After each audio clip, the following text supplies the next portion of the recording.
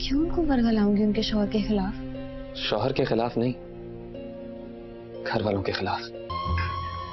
तुम तो कहते मेरी माँ बीमार, झूठ क्यों बोला फरहान मुझसे? मेरी माँ मर गई, तुमने जिंदगी मेरी तबाह कर दी, उसने झूठ क्यों बोला? यही बदसुकूनी की वजह है ना। ठीक है, मैं इसे अभी और इसी वक्त तलाक देकर इस घर से निकाल दूंगा। उसने मुझसे जबरदस्ती तलाक मांगी थी, इसे मैं खुद देके निकालूंगा। तुम्हारी आला तालीम और शरई तालीम तुम्हें क्या यही शऊर सिखाती है? अरे बीबी, शौहर को खूंटे से बांध के रखती, लाके उल्टा तुमने उसे बददिल करके घर से जाने पर मजबूर कर दिया।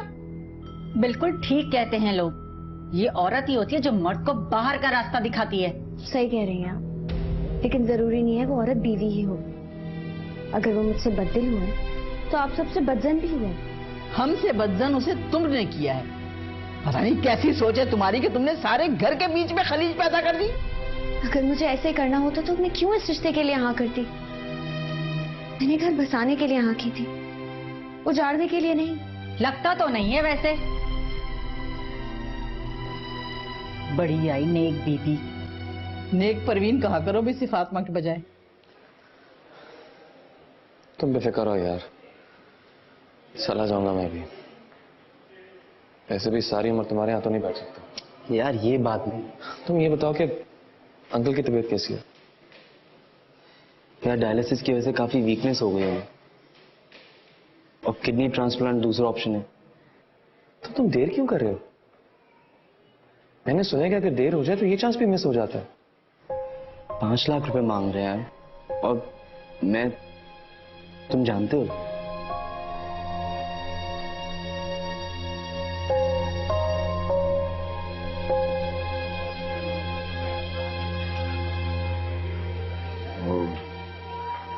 पापा पूछ रहे थे कि वापस चलोगी या यहीं रहोगी? फिर तुम्हें बताया नहीं, साथ जीने की, साथ मरने की भी कसम खाई थी हमने।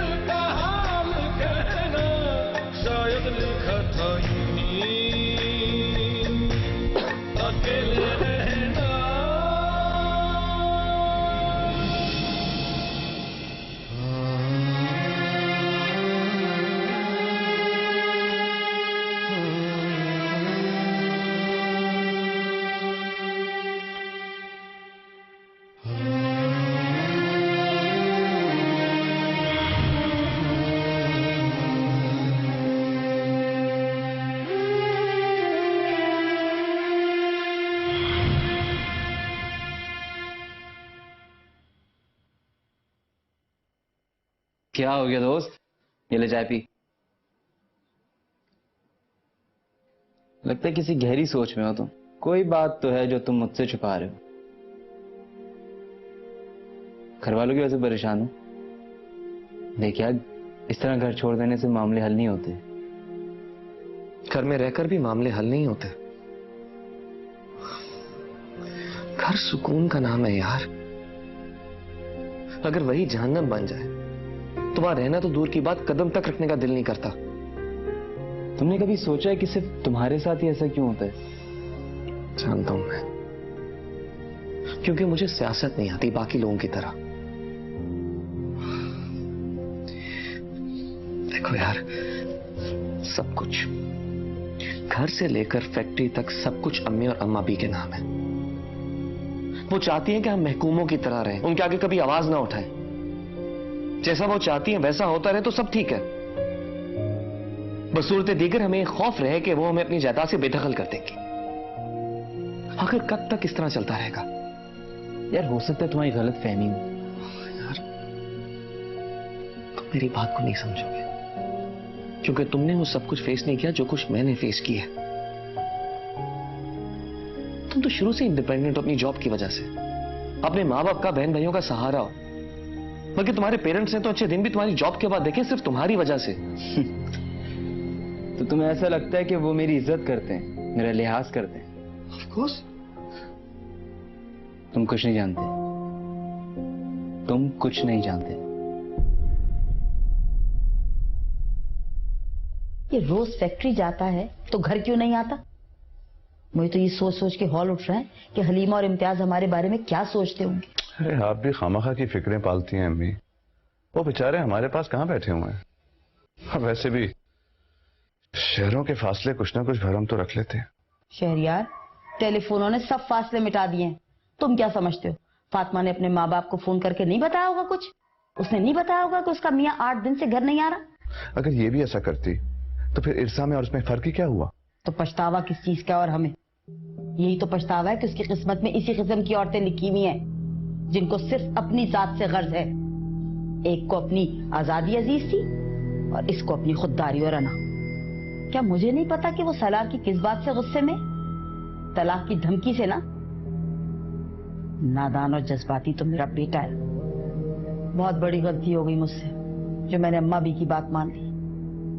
मैं समझती थी फातिमा सवेरा और हीरा की तरह जरा समझदार होगी, संभाल लेगी मेरे बेटे को, और उसने तो पूरा घर बर्बाद करके रख दिया। घर के ये हालात हो जाएंगे मैं तो कभी सोच भी नहीं सकती। तौबा। मैं सोच भी नहीं सकती थी कि यहाँ लोग मेरे मुतालिक इतनी नेगेटिव सोच रखते हैं। जो कुछ हो रहा है वो मेरी वजह से हो रहा है। शौहर एक रात भी बीवी से नाराज होकर सो जाए तो फरिश्ते पूरी रात बीवी पे लानत भेजते रहते हैं। और वो 3 दिन से घर नहीं आया और तुमने उसे मनाने की कोशिश भी नहीं की। मेरी भी कोई अना है, इज्जत नफ्स है। शौहर के सामने औरत की कोई अना, कोई इज्जत नफ्स नहीं होती। औरत की अना मर्द को पत्थर और औरत की मोहब्बत ही मर्द को मोम बनाती है बेटा।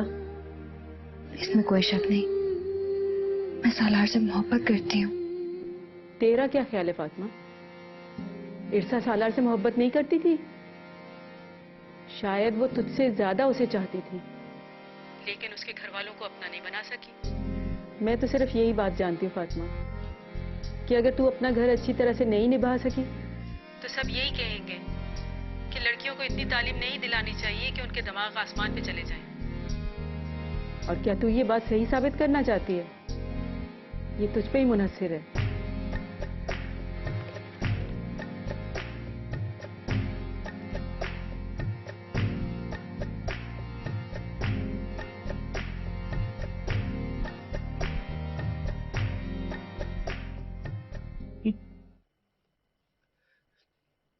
आ गया तुम, मिल गई फुर्सत तुम्हें।